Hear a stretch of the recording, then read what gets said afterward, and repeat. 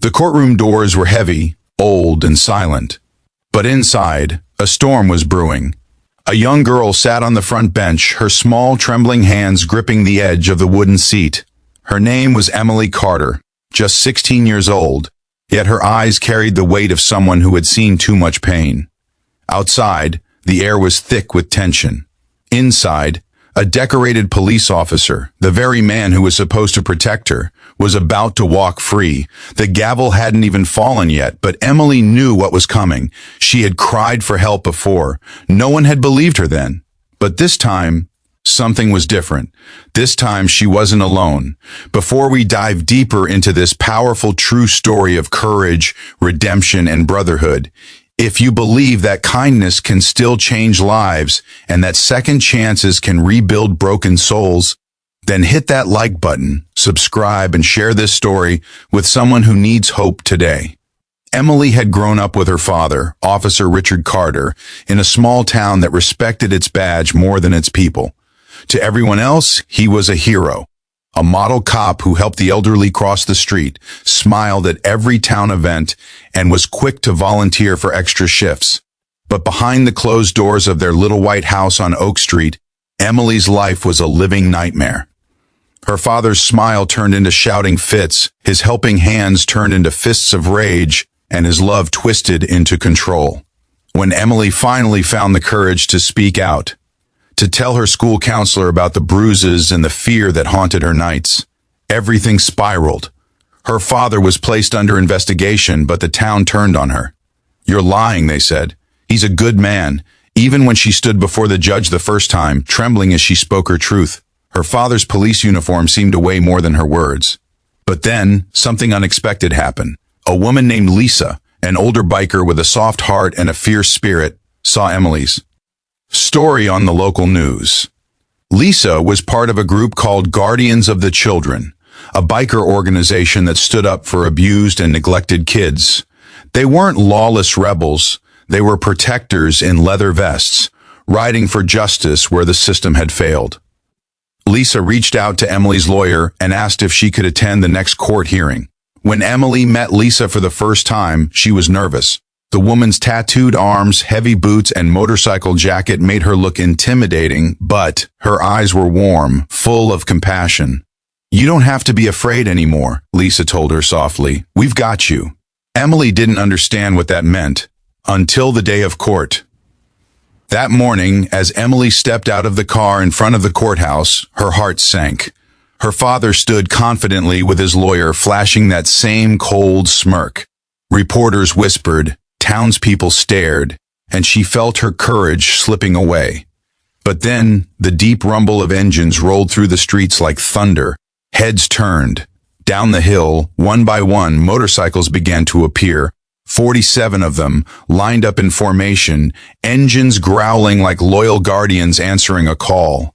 They parked side by side, leather jackets gleaming, patches stitched with symbols of loyalty and love.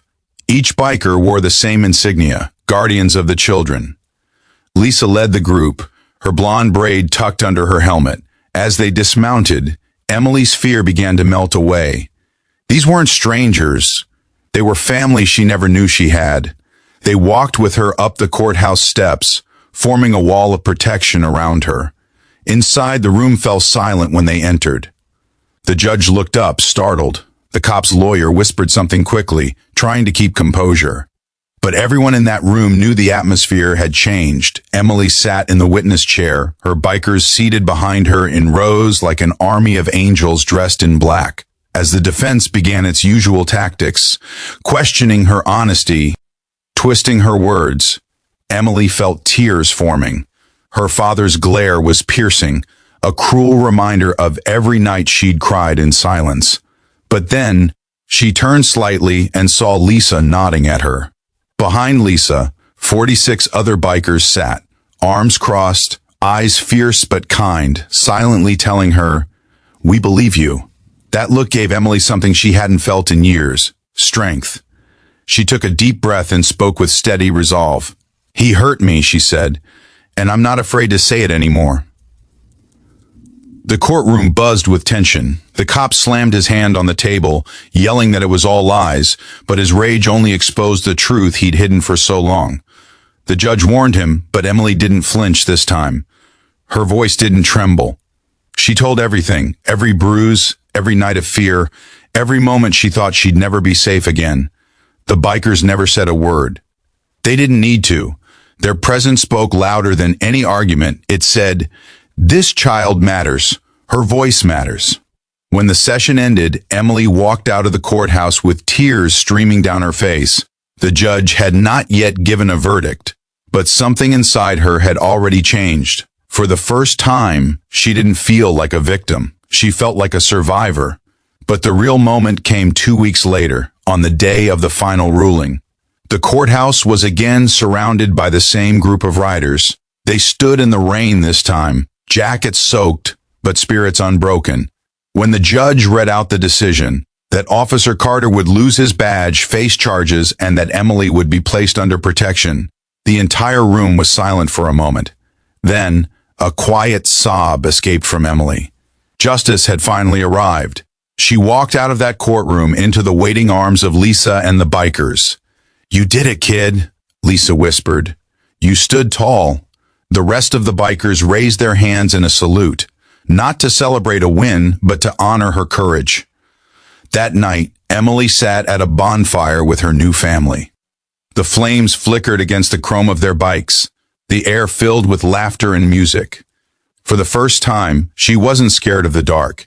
It was warm, safe, and full of light.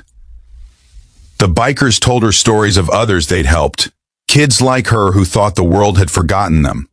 Emily listened quietly, her heart full. Months passed, and Emily began to rebuild her life. She started therapy, went back to school, and even began volunteering with the guardians of the children. She helped raise awareness, speaking at schools and community events about courage and healing.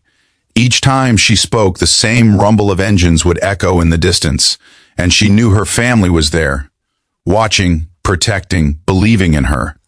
But the most powerful moment came a year later, when Emily stood on a stage at a charity ride organized by the bikers.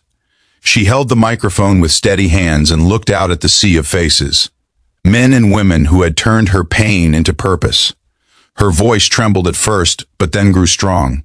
"I used to think I was alone," she said, "but I learned something. Sometimes family isn't who you're born to, it's who shows up when you need them most." The crowd erupted into applause. Lisa wiped away a tear, and the leader of the group raised his hand in salute once again. Emily smiled, a bright, fearless smile that glowed like sunlight after a long storm. If this story touched your heart, if you believe that no child should ever feel alone, that kindness and courage can still make a difference, then please like, share, and subscribe. Your support helps us keep spreading stories that matter, stories that remind us of the power of standing up for what's right. Before we end, I have one special request. Comment below with the words, "You are not alone," because somewhere out there, another Emily needs to read it tonight. In the end, Emily didn't just survive, she became the voice for countless others still trapped in silence. The day she cried for help, the world seemed deaf. But when 47 bikers showed up, the world finally listened. And from that day forward, she wasn't just a victim of her father's abuse. She was a symbol of what happens when compassion rides louder than fear. Because sometimes, heroes don't wear badges or capes. Sometimes, they ride motorcycles.